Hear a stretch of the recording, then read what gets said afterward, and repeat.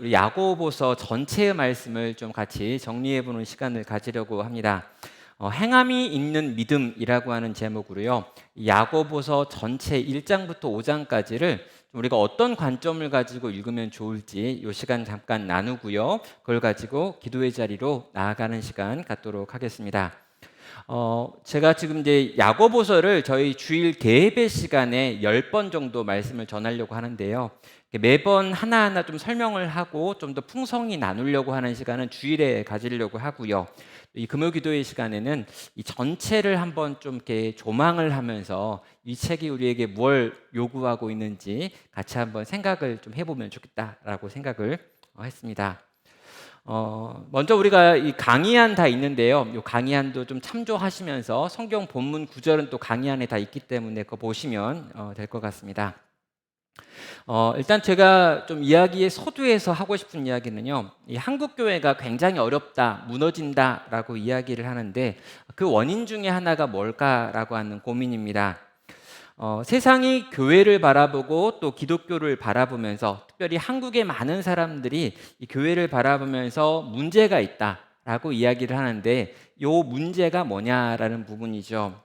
어떤 분들은 우리가 지식이 부족해서 잘 몰라서 이런 문제가 발생하고 있고 세상 사람들이 더 이상 교회를 신뢰하지 않는 이유는 우리가 가지고 있는 지식의 문제다, 복음의 내용의 문제다라고 하는 분도 있습니다. 또 어떤 분들은 이 종교적인 열심이 예전에 비해서 현격하게 떨어졌다라고 하는 걸 이유로 대기도 하죠.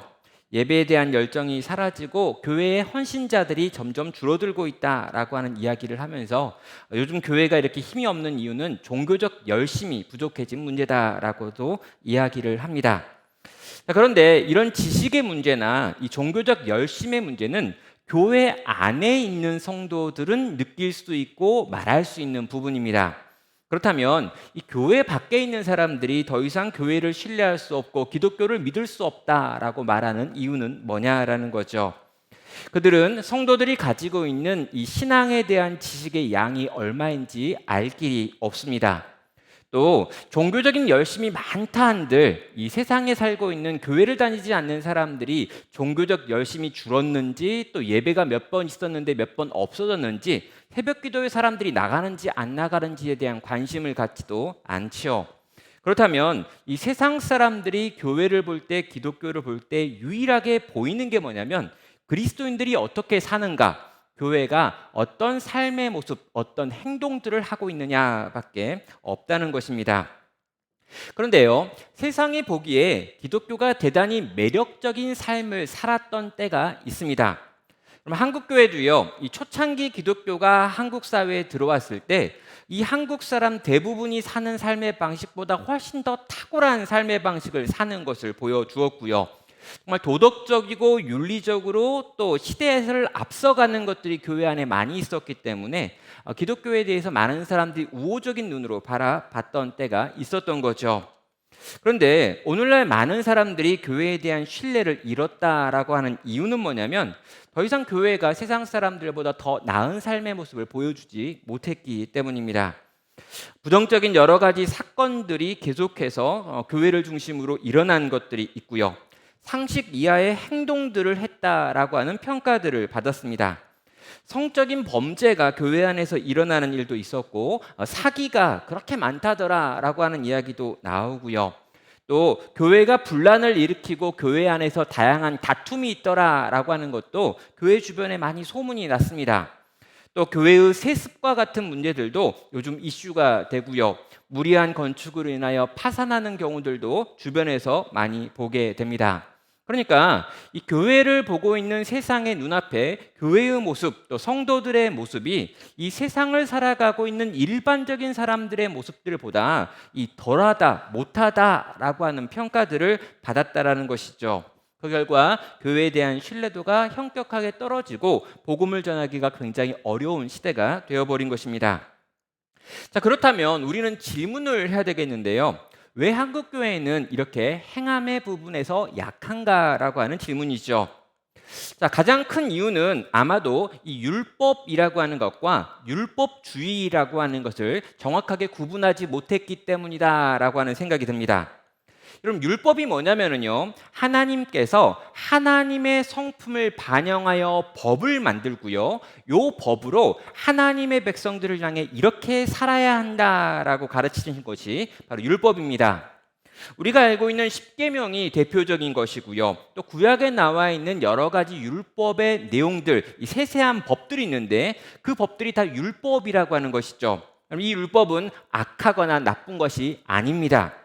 하나님이 어떤 분이신지는요, 하나님이 만드신 법 안에서 발견할 수 있습니다. 또 우리가 어떻게 살아야 되느냐라고 하는 부분도 요 법을 찬찬히 살펴보면 우리의 삶의 방식이 나온다는 것이죠.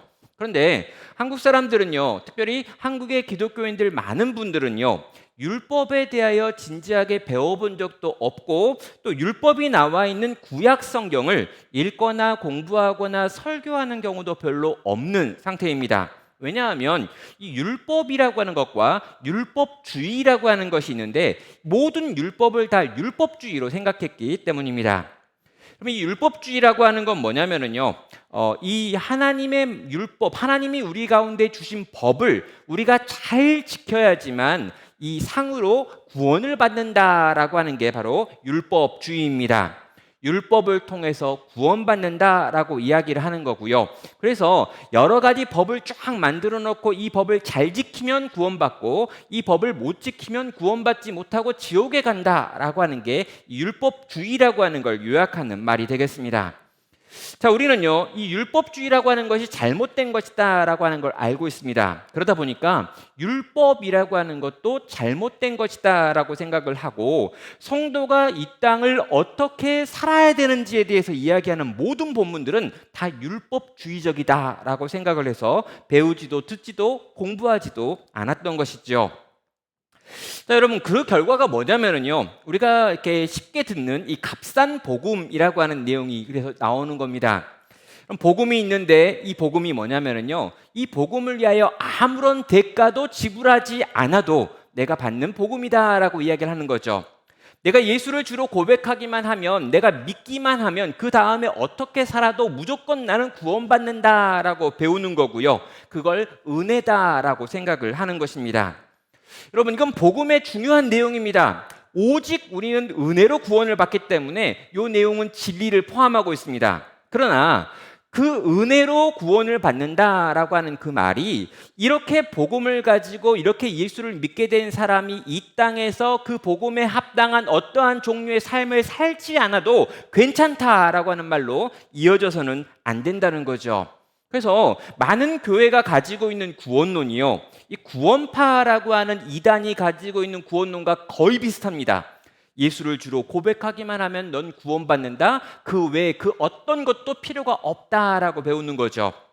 제가 선교단체에서요 활동을 할 때, 선교단체 활동을 하면서 복음을 전하는 노방전도 프로그램들이 있었는데요, 이 노방전도 프로그램 중에 그 전도지를 보면요, 전도지의 맨 뒤에 복음의 내용을 영접하라라고 하는 내용이 있고요, 이 복음의 내용을 영접 기도를 따라하라고 하는 내용이 있습니다. 그리고요, 이 영접 기도문을 따라 하기만 하면 당신은 이제 구원을 받았습니다라고 이야기를 하는 거죠. 그럼 교회를 다니건 안 다니건 상관이 없고요, 그 뒤에 어떤 삶을 살건 살지 않건 상관없이 일단 당신은 이 영접 기도문을 따라 했으니 구원은 받았습니다라고 하는 선언이 거기에 들어있는 것입니다.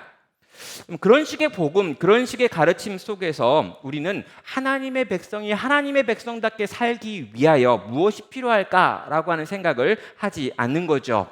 행함에 대해서 조금이나 이야기하면, 행함에 대해서 조금이라도 강조를 하면 율법주의다라고 하는 타이틀을 얻게 되기 때문입니다.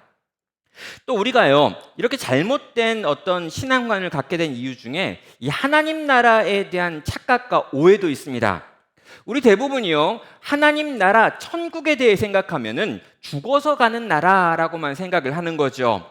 이 땅에서는 그냥 치열하게 힘들게 세상의 법대로 살고 이렇게 산 다음에 구원받아 천국에 가가지고 거기서 하나님 나라를 산다라고 생각을 하니까 이 세상에서의 삶의 방식과 그 하나님 나라에서의 삶의 방식이 철저히 분리해가지고 이렇게 여기서는 이 방식대로 저기서는 저 방식대로 산다라고 하면서 이원론 두 가지 각각 다른 생각을 원리를 가지고 살아가는 삶을 살겠다라고 하는 분들이 있는 겁니다. 실제로 우리는요, 하나님 나라 복음이라고 해가지고 계속해서 교회에서 지금 이 땅에 이미 임한 하나님 나라를 오늘 우리가 살아야 합니다라고 하는 말을 하고 있습니다. 하나님께서 이 땅을 통치하고 계시고 이미 예수님이 이 땅 가운데 오신 다음부터 하나님 나라가 우리 가운데 임했기 때문에 우리는 이 땅을 살지만 하나님의 법과 하나님의 다스림을 받으며 살아야 합니다라고 말하며 세상을 사는 하나님의 백성이 어떻게 살까? 하나님께서 기뻐하시는 삶의 방식이 뭘까를 고민하면서 이 세상을 살아야 한다라고 배우고 있습니다. 그런데 많은 교회들이요, 실제로 이런 부분에서 잘못된 가르침을 가지고 있었고 이 가르침의 결과가 거의 행함으로 나타나지 않는 기독교, 세상을 살지만 세상 속에서는 완전히 세상처럼 살고 교회에 와서만 여기서 좀 신자다운 삶을 살겠다라고 하는 완전히 분리된 삶의 방식을 살게 되었다는 것입니다. 여러분, 초대교회는요 절대로 이런 방식으로 살지 않았습니다. 여러분, 초대교회는요 실제로 전도하지 않았습니다. 여러분, 초대교회가 전도했다라고 하는 내용이 거의 없어요. AD 1세기, 2세기를 살았던 성도들은 나가가지고 전도할 수 있는 여건이 안 됐습니다. 믿지 않는 자에게 찾아가서 복음을 전하는 것 자체가 핍박을 당하고 끌려가고 잡혀 들어갈 이유가 되기 때문에 가능한 한 자기가 믿는다는 걸 대놓고 공개적으로 보이면서 복음을 전할 기회가 없었다는 거죠. 또 심지어요, 그들은 예배 가운데 불신자를 초청하지도 않았습니다. 왜요? 이 예배를 드리고 있는데 그 예배 가운데 불신자가 왔다가 밀고를 한다거나 하면 이 예배 드리는 공동체 전체가 무너질 수 있었기 때문이죠. 그들은 전도를 따로 하지도 않았고요, 예배에 그들을 초청하지도 않았습니다. 그런데 그럼에도 불구하고 계속해서 성도가 늘어나는 걸 초대교회는 경험하죠. 왜냐하면 이 초대교회 성도들의 삶의 모습이 그 당시 다른 사람들의 삶의 방식과 너무나도 황홀하게 달랐기 때문에 그 세상을 살아가고 있는 자들이 그 특별한 방식으로 살아가고 있는 그들을 보면서 그들이 그렇게 살아가는 이유, 그렇게 살아갈 수 있는 근거에 대해서 묻고 싶었고 듣고 싶었고 그 삶의 탁월성에 감동을 받아가지고 너희가 믿고 있는 내용은 모르겠지만 너희의 삶을 보니 너희가 그렇게 살아갈 수 있게 만드는 그 믿음과 그 내용에 대해서도 알고 싶다라고 하며 그 당시에 세상 사람들이 교회로 들어와서 그 복음을 알겠다고 하는 일들이 일어났다는 것입니다. 자, 여러분, 우리가요 야고보서라고 하는 책을 지금 살펴보려고 하는 이유가 이것입니다. 10주에 걸쳐서 나눔교회 전체가 야고보서를 살펴보려고 하는 이유는요, 실제 지금 이 땅에 교회가 경험하고 있는 이 일이 바로 이 야고보 사도가 그때 그 상황에서 경험하고 그때 있는 교회들을 향하여 권면하는 이 말과 너무나 연결되어 있기 때문입니다. 여러분, 루터라고 하는 종교개혁자는요 이 야고보서를 읽다가 이건 지푸라기 서신이다 라고 하는 말을 합니다. 성경 66권 중에 왜 야고보서가 들어왔는지 도무지 알 수가 없네 라고 하는 이야기를 루터가 했지요. 왜 그러냐면요, 이 야고보서를 읽다 보면은 열심히 행해야 한다, 너희가 행함 있는 믿음을 행함으로 증명하라, 이런 말들이 나오는데 이런 말들이 루터의 입장에서는 굉장히 불편했기 때문입니다. 왜냐하면 지금 루터가 누구랑 싸우고 있냐면요, 가톨릭이랑 싸우고 있습니다. 근데 이 가톨릭이 가지고 있었던 이 중심 사상 중에 하나가 공로주의라는 거예요. 이러이러한 업을 쌓아야, 이러이러한 일을 해야, 이러이러한 열심을 내야지 너희는 구원받을 수 있다라고 하는 걸 가톨릭이 가르치는데, 그 가톨릭으로부터 벗어나서 지금 이 종교를 개혁하고 있는 측면에서 이 가톨릭이 가지고 있는 공로주의의 모습이 이 야고보서 안에도 들어있다라고 하는 생각을 했던 것이죠.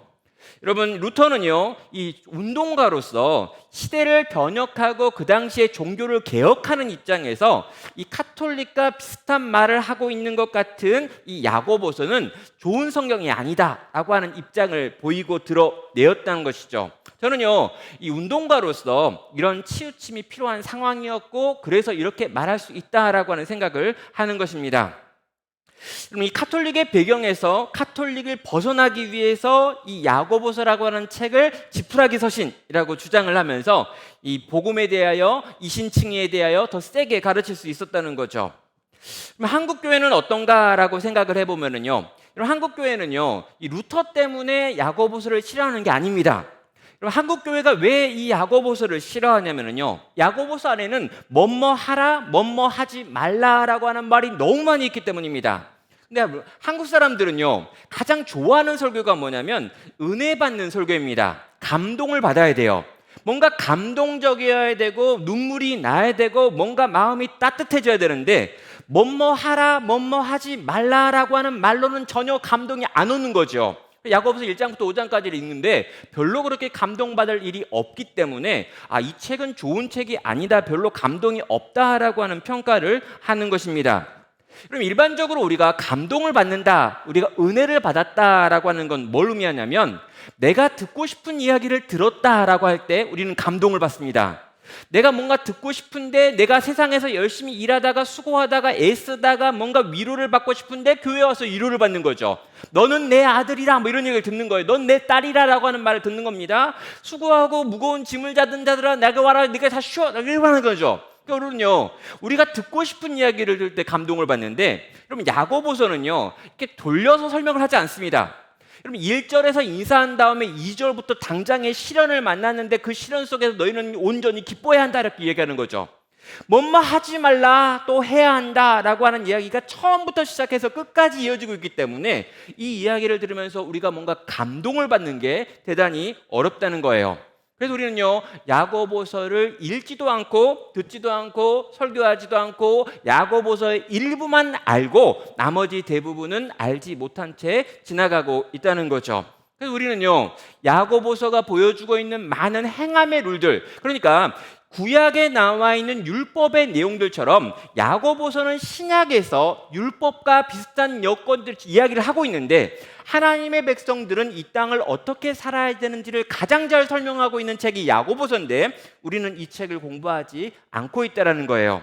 그래서 요 한 10주 동안에 이 야고보서를 차근차근 읽어가고 거기에 있는 핵심적인 명령들을 따라해보면서 우리의 삶의 부분의 변화를 하나님께 구하고 또 하나님께서 그렇게 만드시는 걸 보자라고 하는 게 우리가 야고보서를 보고 있는 이유입니다. 우리가 하나님의 뜻대로 살지 못하는 가장 큰 이유를 한 4가지, 3가지 정도로 정리해 볼 수 있죠. 첫 번째는 그거죠. 바른 행함이 부족한 이유는 바른 행함이 필요한 이론과 실천에 대한 바른 지식이 없기 때문입니다. 율법주의와 율법을 막 섞어버리고 하나님 나라 천국에 대한 이해가 잘못되어 있고 복음에 대한 이해가 잘못되어 있다 보니까 우리가 바른 행함이라고 하는 성도에 마땅한 삶의 부분이 너무나 약해졌다는 거예요. 여러분, 이 야고보서가 우리에게 들려주는 이 이야기가 실제로 오늘 우리를 향해 들려주는 이야기다라고 하는 생각을 좀 가져야 될 필요가 있습니다. 그럼 AD 49년도에 이 편지가 쓰여지고 있는데요, 시련으로 인하여 흩어진 교회들을 바라보고 쓰여지고 있습니다. 오늘날 이 코로나라고 하는 상황 속에서 여러 가지 시련을 당하고 있는 교회들, 그리고 흩어지고 있는 교회들, 점점 더 약해지고 있는 교회들, 그리고 우리 안에 있지만 마음은 점점 뿔뿔이 나뉘어지고 있는 성도들과 교회들을 바라보면서 너희는 이렇게 살아야 합니다라고 하는 이야기를 이 책은 들려주는 거죠. 여러분들, 이 야고보서는요, 이 아주 중요한 3가지 아주 큰 흐름을 가지고 있습니다. 이 3가지 흐름은요, 거짓된 신하들이라고 부를 수가 있는데요, 이 마크 데버라고 하는 사람이 이 야고보서 전체를 3가지 이야기로 나누고 있는데 이 3가지 이야기를 어떻게 나누냐면 이 시련은 나쁜 것이다 라고 말하는 첫 번째 신하, 믿음은 생각하는 것이다 라고 말하는 두 번째 신하, 세 번째, 종교는 개인적인 문제다라고 말하는 이 3번째 신화가 있고, 요 3가지 신화를 깨고 있는 것이 이 야고보서 전체의 큰 구조다라고 이야기를 합니다. 자, 이제 본격적으로 이 3가지 신화들을 깨가는 이야기를 해보도록 하겠습니다. 첫 번째 신화는 시련은 나쁘다라고 하는 것입니다. 자, 인간의 자연적인 경향과 감정을 보면은요, 뭔가 우리가 어려운 일을 당하고 힘든 일을 당하면 그건 정말 나쁜 일이고 악한 일이다라고 하는 생각을 아주 자연적으로 하게 됩니다. 그런데요, 그런 시련이 닥쳐왔는데 그 닥쳐온 시련에 대하여 하나님의 백성, 흩어진 교회는 이렇게 생각을 해야 한다라고 말하면서 1장 2절에서 이렇게 선언합니다. 내 형제들아, 너희가 여러 가지 시험을 만나거든 온전히 기쁘게 여기라라고 말합니다. 자, 우리가요, 여기 시험이라고 나와 있는데 실제로 이 시험이라고 하는 단어보다 시련이라고 하는 단어가 더 성경적이다, 또 원어에 가깝다라는 말씀을 드렸습니다. 내 형제들아, 너희가 여러 가지 시련을 당하거든 온전히 그것을 기쁘게 여겨야 한다라고 하는 게 이 첫 번째 선언이죠. 그러면서 이 시련이 우리에게 어떤 것들을 만들어 주기 때문에 우리는 이 시련을 기쁘게 여겨야 되는지를 네 가지로 설명을 하고 있습니다. 첫 번째는요, 우리를 성숙하게 만든다라고 이야기하죠. 제가 설명했던 것처럼 근육을 만들려면 그 근육에다가 힘을 줘야 합니다. 무거운 걸 들든지 당기든지 밀든지 하면서 그 근육이 찢어지는 고통을 경험하고요, 그걸 반복할 때만 우리는 그 근육이 점점 커지는 걸 경험할 수 있습니다. 그럼 뭔가 우리 가운데 인생에 어려움이 있고요, 이 어려움과 싸우는 과정에서 우리는 성숙하고 더 견고하고 더 강한 하나님의 백성이 될 수 있다는 거죠. 그럼 제가 읽었던 글 중에 이건 진리에 가깝다라고 생각했던 말씀이 있는데요, 이 구절이었습니다. 시련을 당한 자가 다 성숙해지는 것은 아니지만 성숙한 사람 중에 시련을 통과하지 않은 사람은 없다라고 하는 말입니다. 어떻습니까, 여러분? 그러면 시련을 당한 사람이 다 성숙해지는 건 아닙니다. 그러나 여러분, 정말 성숙한 사람을 만났다면요, 이 성숙한 사람은 반드시 시련의 과정을 믿음으로 통과한 사람이 되라는 거죠. 이게 진리입니다.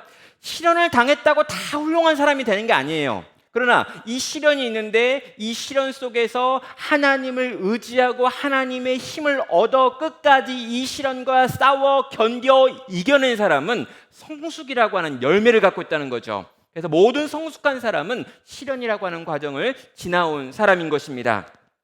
사랑하는 성도 여러분, 우리는요, 이 땅에서 생존을 위해 사는 사람들이 아닙니다. 여러분, 단지 생존이 목적인 사람은 그리스도인일 수 없어요. 모든 그리스도인은요, 예수 그리스도를 영접한 다음에 영원한 생명을 얻었습니다. 그런데요, 이 영원한 생명을 얻은 우리가 이 땅에 남겨져 가지고 남은 시간을 사는 이유는 뭐냐면, 이 땅에서 하나님 나라 이 천국에서 살게 될 그 삶의 모습을 향하여 변화되는 과정을 요 남은 시간 가기 위해서라는 거예요. 우리는 성숙하기 위하여 이 땅을 살고 있습니다. 점점 주님 닮는 걸 목표로 해서 닮아가는 걸 우리의 생의 이유라고 생각하는 거죠. 그럼 우린 그 일을 위해서 살고 있기 때문에 이 시련이라고 하는 것이 우리의 인생 가운데 와서 이 시련으로 인하여 우리가 성숙하고 있다면, 시련이 우리에게 있는 것이 없이 아무런 성숙도 없이 하루하루 기쁘게 살아가는 것보다 더 낫다라는 것입니다. 사랑하는 성도 여러분, 시련은 우리를 성숙하게 만들기 때문에 시련이 왔을 때 우리는 온전히 기쁘게 여기는 거죠. 두 번째로요, 이 시련은요, 적극적으로 우리가 하나님을 의지하게 만듭니다. 5절은 말합니다. 너희 중에 누구든지 지혜가 부족하거든 모든 사람에게 후히 주시고 꾸짖지 아니하시는 하나님께 구하라 그리하면 주시리라. 여러분, 너희 중에 누구든지 지혜가 부족하거든 이라고 말하죠. 여러분, 왜 이 지혜가 부족합니까? 시련이 내가 가지고 있는 힘과 지혜로 이길 만한 것이 아니기 때문입니다. 그럼 시련이 내게 왔는데요, 내가 쉽게 해결할 수 있는 건 시련이라고 하지 않습니다. 근데 여러분, 이 시련이 정말 시련인 이유는요, 내가 가지고 있는 지혜와 힘과 능력으로 이걸 해결할 능력이 안 되기 때문이죠. 그래서 우리는 어떻게 합니까?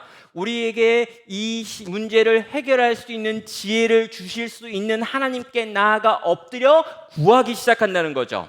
그래서 적극적으로 하나님을 의지하고 적극적으로 하나님을 찾고 하나님께 두드리고 하나님의 은혜를 구하고 성령의 충만을 구하게 만드는 것이 우리에게 주어지는 시련의 좋은 효과라는 것입니다. 그래서 우리는요, 하나님 당신밖에 의지할 데가 없고요, 하나님 외에 다른 대안이 없기 때문에 하나님께 나아가 구하게 됩니다. 그래서요, 시련을 통과하는 과정에서 우리가 어떻게 됩니까? 주님을 더 많이 사랑하게 되고 더 많이 의지하게 되고 주님을 더 많이 알게 된다는 거죠. 여러분, 인생에 우리가 할 수 있는 가장 귀한 게 뭐냐면요, 하나님을 아는 것입니다. 여러분, 우리가 우리의 삶 전체를 통해서 하나님을 점점 더 알아가는 것, 하나님을 경험하는 것, 이게 가장 큰 복인 줄 안다면요, 우리는 이 실현의 과정, 이 힘든 과정을 통과하며 하나님을 발견하고 알아가는 이 일로 인하여 기뻐하고 온전히 즐거워할 수 있다라는 것이죠. 또 여러분, 이 시련을 통해서 우리가 알게 되는 건요, 이 세상에 속한 모든 것들은 다 지나가고 흘러가는 것이다 라고 하는 것도 이 시련을 통해 알게 됩니다.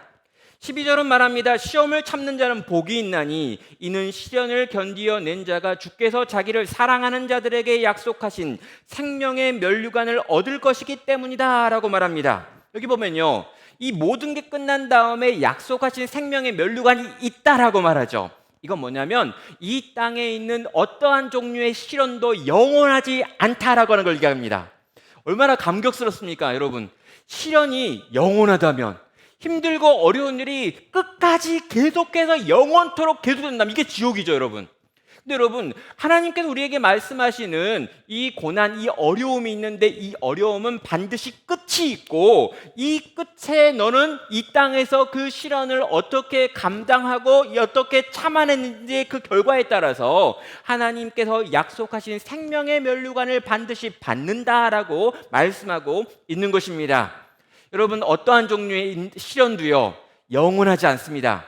지금 우리가 정말 죽을 것 같고 못할 것 같고 견딜 수 없고 끝이 어딜까라고 생각하는 그 시련도 언젠가 끝날 것입니다. 그래서요, 언젠가 그건 끝나고요, 영원한 생명의 면류관이 우리를 위하여 준비되어 있기 때문에 우리는요, 지금 있는 이것과 영원한 이 상을 바라보면서 이것 때문에 오늘이라고 하는 이 시간 우리의 시련을 기뻐하면서 온전함으로 받아들일 수 있는 겁니다. 마지막 네 번째는요, 시련은 하나님께서 우리에게 선하신 목적과 계획을 가지고 인도하시는 과정 중에 일부다라고 하는 걸 보게 됩니다. 여기 보면은요, 이 유혹이라고 하는 단어가 등장을 하는데요, 여러분, 이 유혹이라고 하는 것은 하나님은 너희를 유혹하지 않으신다라고 말합니다.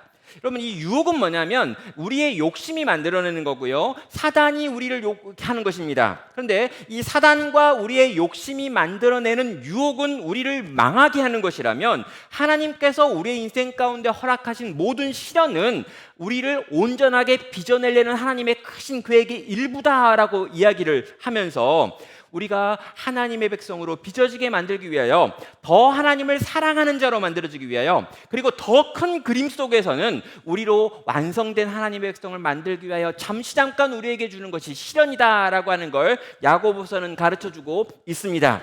그리고 여러분, 이 진리가 우리 가운데 있기 때문에 우리에게 요구되어지는 게 뭐냐면 이 2절에 나와 있는 표현이죠. 형제들아, 너희가 여러 가지 시험을 만나거든 온전히 기쁘게 여기라라고 하는 말로 이어지는 것입니다.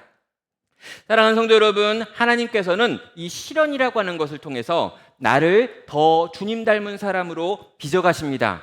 더 주님을 닮고 더 주님을 사랑하고 주님의 뜻을 알고 주님의 뜻을 행할 수 있는 자로 빚어내기 위하여 시련이라고 하는 것이 우리의 인생 가운데 있다라는 거예요. 야고보는요, 지금 이 이야기를 하면서 너희의 시선을 바꾸라라고 말하고 있습니다. 흩어져 있는 12지파들아, 온 세상에 흩어져서 점점 더 흩어지고 있는 세상의 거대한 힘에 눌러 밟히고 사라지고 짓밟혀 없어질 것 같은 교회야, 너희가 지금 여러 가지 어려움을 당하는구나. 그런데 너희가 당하는 그 어려움에 대하여 전혀 다른 시선을 가지라라고 이야기하고 있습니다. 사랑하는 성도 여러분, 여러분을 힘들게 하는 것이 무엇입니까?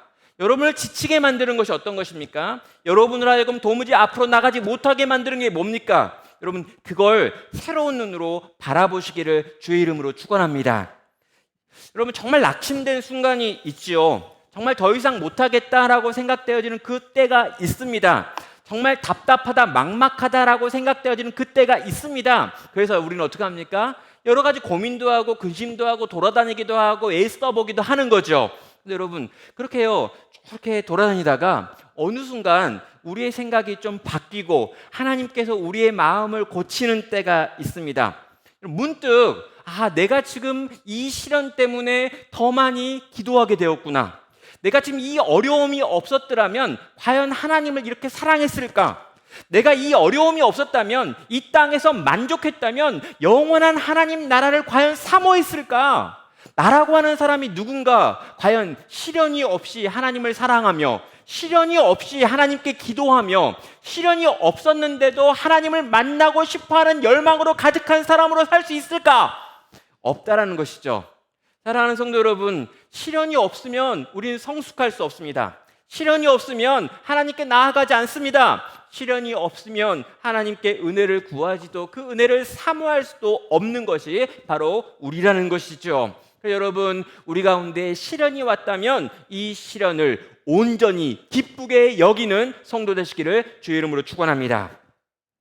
그럼 두 번째로 우리가 살펴야 될 건 뭐냐면, 믿음은 내가 생각하는 것이다 라고 하는 신화를 깨는 것입니다. 그럼 믿음은요, 기본적으로 이 인식의 요소가 굉장히 큽니다. 뭡니까? 이 믿음의 내용을 좀 알아야 된다는 거예요. 내가 죄인이라는 걸 알아야 합니다. 예수님이 나의 구원자가 되시고 이 구원을 이루기 위하여 이 땅 가운데 오셨고 죽으셨고 다시 사셨다는 걸 알아야 합니다. 그리고 그 내용들을 가지고 내가 받아들이고 수용하고 그것을 내 거라고 여기고, 내가 죄인이며 이제 그 예수를 믿음으로 말미암아 살았고 이제 그 예수는 나의 구원자이시고 주인이십니다라고 하는 복음의 내용을 알아야 돼요. 여러분, 이것만 알고 끝나는 게 아니고요, 성경 66권을 다 알아야 합니다. 하나님께서 우리에게 깨닫기 위하여, 알려주기 위하여 주신 여러 가지 것들이 있고 하나님의 말씀이 있고 이 말씀이 정리되어 있는 것이 있기 때문에 우리의 믿음을 견고하게 하기 위하여 하나님의 말씀을 다양하게 듣고 배우는 것, 훈련하는 것, 또 연구하는 것, 또 설교를 듣는 것, 또 여러 가지 종류의 책들을 읽어보는 것 다 필요해요.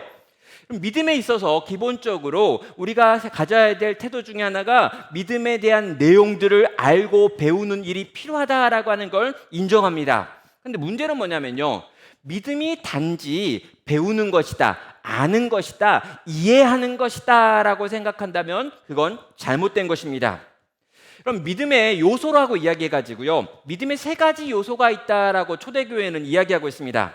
그럼 믿음의 첫 번째 요소는 지적인 요소입니다. 내용을 알아야 된다는 거예요. 근데 믿음의 두 번째 요소는요, 이 감정적, 의지적 요소입니다.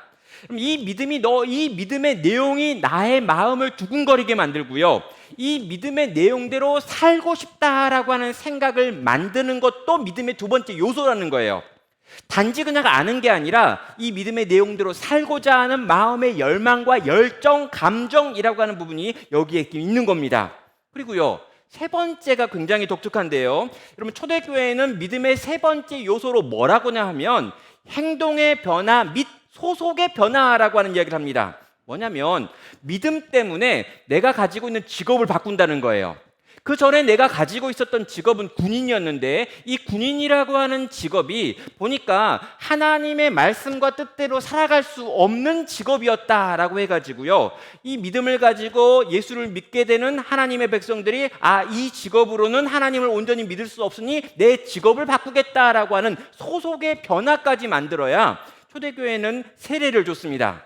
그러니까 단지 내가 지적으로 예수가 나의 구원자시군요, 내가 당신의 말대로 내 입을 열어가지고 예수님이 나의 구원자이십니다, 영접기도를 따라했습니다 라고 하는 걸로 믿음이 있다라고 인정했던 때가 없다라는 것이죠.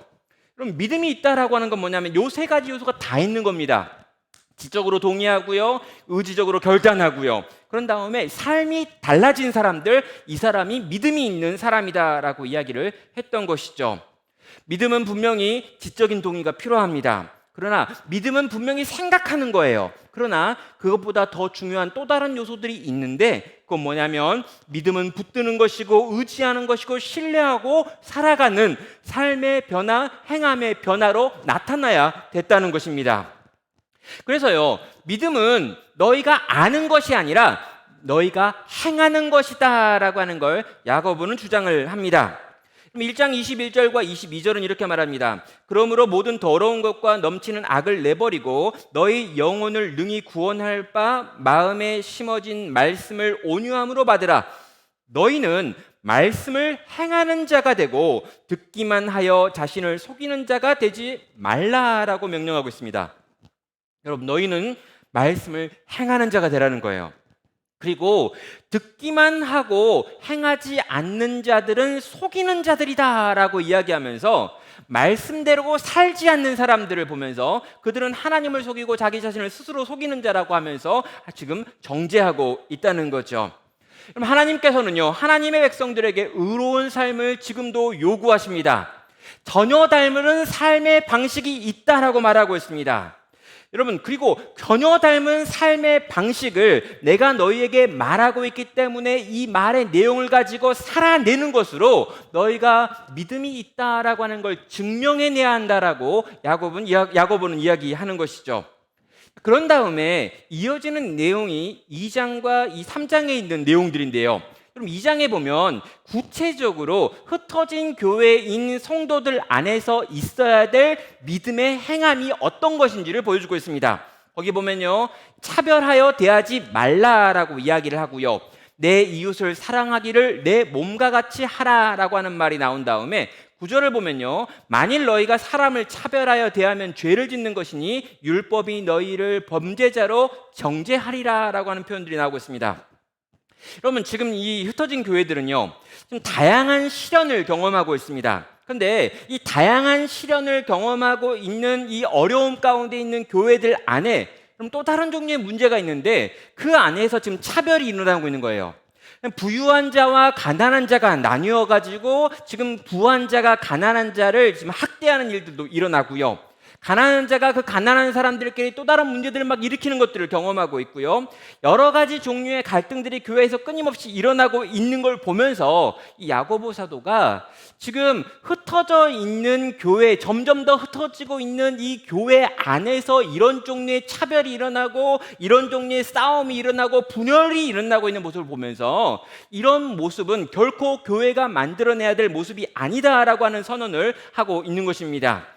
그래서 17절은 이렇게 말합니다. 이와 같이 행함이 없는 믿음은 그 자체가 죽은 것이라, 영혼 없는 몸이 죽은 것 같이 행함이 없는 믿음도 죽은 것이니라 라고 말하면서 행함이 없는 믿음, 교회 공동체 안에서 차별을 하고 교회 공동체 안에서 온전히 서로를 사랑해야 되는데 사랑하지 않고 있는 그 행함 없는 모습은 그 공동체의 믿음이 죽었다는 것이고, 영혼 없는 몸이 죽은 것처럼 행함이 없는 그런 종류의 믿음도 더 이상 믿음이라고 부를 수 없는 것들이다라고 선언을 하는 것이죠. 그래서요, 2장 18절부터 20절까지 귀신들도 그런 믿음을 가지고 있다 이런 얘기를 하고요, 21절부터 24절까지 아브라함의 믿음을 한번 생각해봐라, 아브라함은 자기 아들을 내어놓는 행함을 통해서 그 믿음을 증명했다라고 이야기를 하고요, 또 25절부터 26절까지 있는 내용을 보면 기생 라합의 믿음을 좀 생각해봐라 라고 이야기합니다. 라합이 어떻게 구원을 얻습니까? 여러분, 라합은 여리고성 안에 들어가 가지고 여리고성 백성이었음에도 불구하고 이 여리고에 들어온 2명의 정탐꾼을 보호하기 위하여 생명을 걸었기 때문에 그는 믿음 있는 자고 구원을 얻었다라고 하는 내용을 이야기하는 거죠. 그래서 말하는 게 뭡니까? 참된 믿음이란 목숨을 거는 거다라고 이야기합니다. 참된 믿음이란 목숨을 걸고 진리를 따라 그 진리에 자기의 삶을 던져넣는 것이지, 그냥 머리로 알고 이해하고 입술로 고백했다라고 그걸 믿는다라고 이야기하지 않는다. 그건 죽은 믿음이고 귀신들 믿음이고 영혼 없는 몸이 죽은 것처럼 완전히 끝나버린 믿음이다라고 하는 말을 하고 있는 것이죠. 그래서요, 요구하고 있는 명령이 무엇입니까? 믿음으로 너희는 지금 사랑을 행하라는 것입니다. 형제를 사랑해야 한다라고 말해요. 차별 없이 사랑해야 한다라고 이야기합니다. 그리고 아주 구체적으로 너희의 것을 나누어주는 방식으로 형제 사랑을 보이라라고 이야기합니다.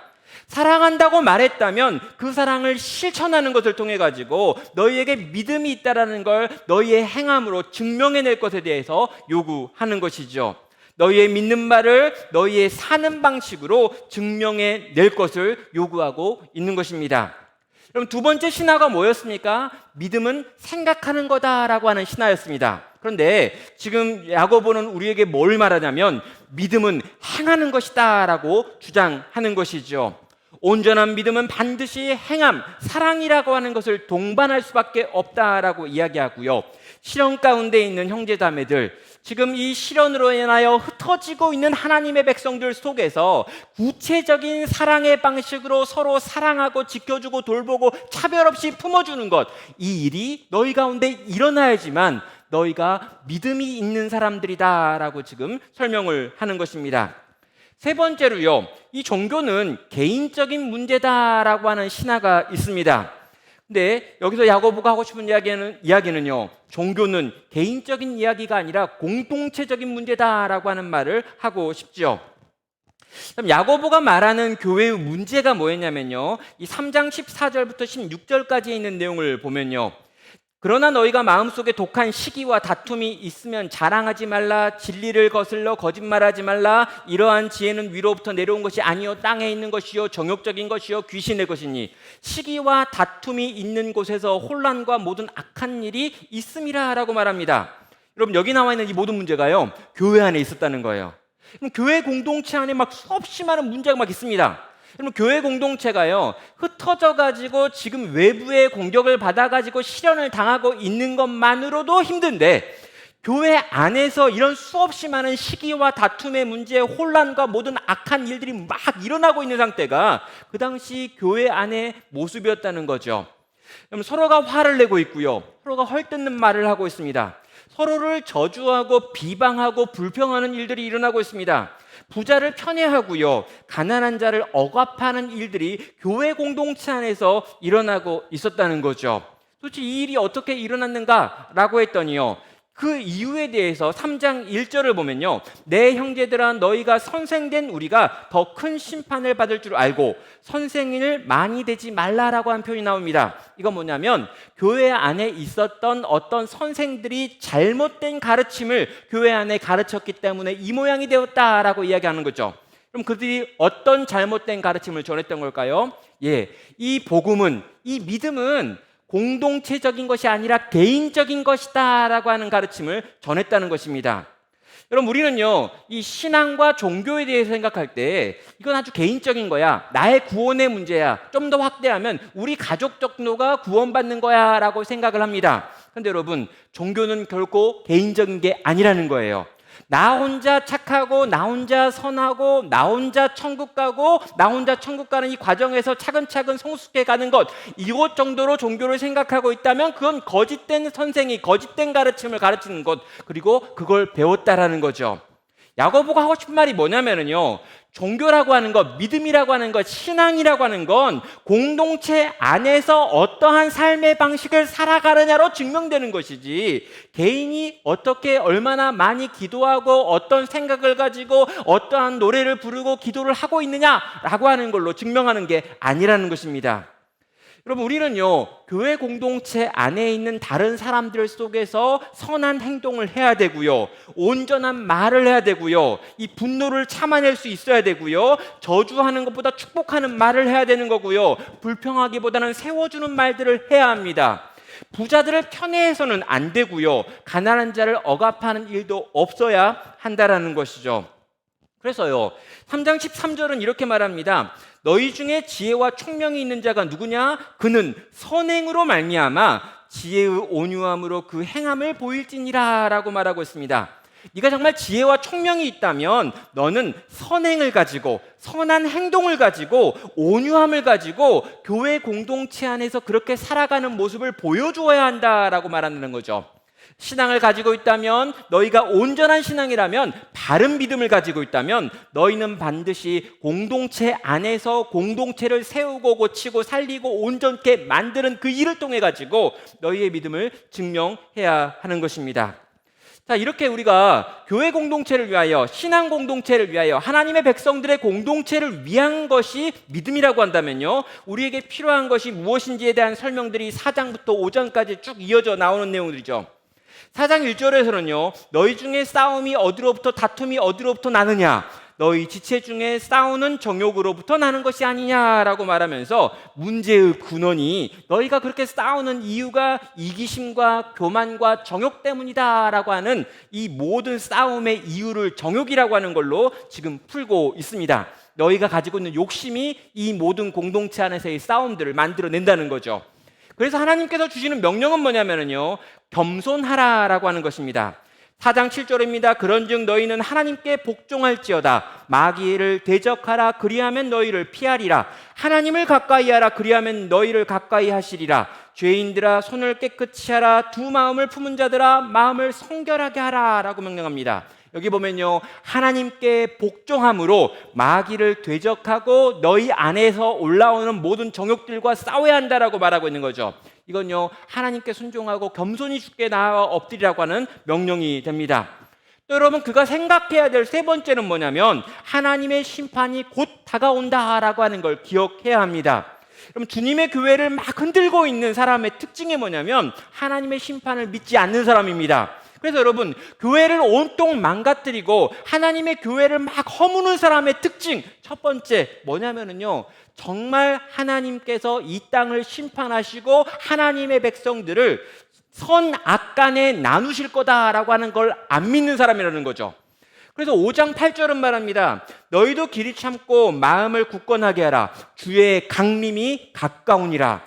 형제들아 서로 원망하지 말라. 그리하여 심판을 멸하리라. 보라, 심판주가 문 앞에 서 계시느니라 라고 선언하고 있습니다. 그러니까 주님이 문 앞에 서 있고 곧 오셔서 심판하실 거니까 그 심판하실 주님을 생각한다면 넌 절대로 교회 안에서 그렇게 살 수 없어 라고 하는 이야기를 하고 있는 것입니다. 마지막 명령은 이것이죠. 화평을 사랑하라 라고 하는 명령입니다. 그래서요, 이 16절과 19절과 20절을 보면은요, 이 이야기가 끝날 때까지 이 연약한 자, 병든 자를 위하여 너희가 함께 기도하라 라고 하는 이야기를 하고요, 이 진리에서 떠난 미혹된 사람을 쫓아가서 그를 돌아오게 만들어라 라고 이야기를 하고요, 그의 영혼을 사망에서 구원하여서 허다한 죄를 덮는 그런 일들을 너희는 해야 한다라고 말하며 교회 공동체 안에서 넘어지고 쓰러진 자들을 세우고 고치는 그 일에 열심을 내어 끝까지 완주할 것을 명령하는 것으로 이 이야기가 마무리되고 있는 것입니다. 세 번째 신화가 뭐였습니까? 교회의 이 신앙은 개인적인 것이다 라고 하는 것이 신화였습니다. 그리고 우리가 알아들어야 될 야고보가 들려주고 있는 새로운 선언은 뭐냐면 신앙은 공동체적인 것이다. 믿음은 반드시 공동체 안에서 그 공동체를 살리는 것으로, 고치는 것으로 드러나고 표현돼야 되는 것이다 라고 하는 말로 요약이 되는 것입니다. 정리하면 세 가지 이렇게 정리해 볼 수 있겠습니다. 세 가지 거짓된 신화들이 있었습니다. 시련은 나쁜 것이다 라고 하는 신화, 또 믿음은 생각하는 것이다 라고 하는 신화, 또 종교는 개인적인 문제다라고 하는 신화가 이 야고보가 있었던 AD 49년도에 흩어진 교회들이 가지고 있는 문제들이었습니다. 그런데 여러분, 오늘날 우리들도 똑같은 문제를 가지고 있죠. 시련은 무조건 나쁜 거다라고 생각합니다. 또 믿음은 생각하는 거야, 입술로 그냥 고백해 주는 거야, 삶과 무관해라고 하는 생각이 우리에게 있어요. 또 여러분, 종교는 개인적인 문제야, 가족적인 문제지 공동체적인 건 아니야 라고 하는 생각이 오늘 살아가고 있는 우리들에게도 있다라는 것입니다. 그럼 우리들에게 이 야고보서는 무엇을 명령하고 있습니까? 시련을 당할 때 그것을 온전히 우리는 기뻐해야 한다라고 말합니다. 믿음은 생각을 넘어 행하는 것이다 라고 이야기하고 있습니다. 종교는 개인을 넘어 공동체적인 것이다 라고 이야기를 하는 것입니다. 사랑하는 성도 여러분, 시련이 가득한 세상을 함께 살아가야 되는 우리는 이 땅을 어떻게 살아야 되는 걸까요? 여러분, 시련이 우리 가운데 있다면 이 시련을 우리의 성숙의 기회를 삼아 온전히 기뻐하며 믿음으로 하나님께 지혜를 구하고 힘을 구해서 지나갈 수 있는 하나님의 백성 되시길 주의 이름으로 축원합니다. 두 번째요, 이 시련 가운데 있는 지체들이 있습니다. 여러분, 형제의 사랑이라고 하는 모든 율법을 요약한 명령이 있습니다. 우리는요, 그 명령을 따라서 우리 주변에 있는 형제를 사랑하고 그들을 세우고 그들을 고치는데 구체적인 사랑의 섬김의 일들을 지금 해야 되겠습니다. 마지막 세 번째로요, 흩어지고 있는 공동체의 성도들을 바라보면서 그들을 사랑으로 붙들어 넘어진 자를 일으켜 세우고 자빠진 자를 일으켜 세워서 함께 이 믿음의 길을 완주할 수 있는 우리 모두가 되기를 주님의 이름으로 축원합니다. 야고보서 5장 8절은 그래서 이렇게 마지막으로 선언하고 있죠. 너희도 길이 참고 마음을 굳건히 하라. 주의 강림이 가까우니라. 형제들아 서로 원망하지 말라. 그리하여야 심판을 면하리라. 보라, 심판주가 문 앞에 서 계시느니라. 성도 여러분, 심판주가 문 앞에 서 계십니다. 그분이 바로 우리 앞에 계시기 때문에 그 바로 앞에 계시는 주의 강림이 언제 올지 모르기 때문에 오늘 우리에게 주어져 있는 하루하루를 다시금 사랑하기로, 다시금 성숙하기로, 다시금 주의 몸된 교회를, 공동체를 살리는 대로 나아갈 수 있는 우리 모든 성도 되시기를 주의 이름으로 축원합니다. 지금 우리 들은 말씀을 가지고요, 계속해서 기도의 자리로, 찬양의 자리로 나아가도록 하겠습니다.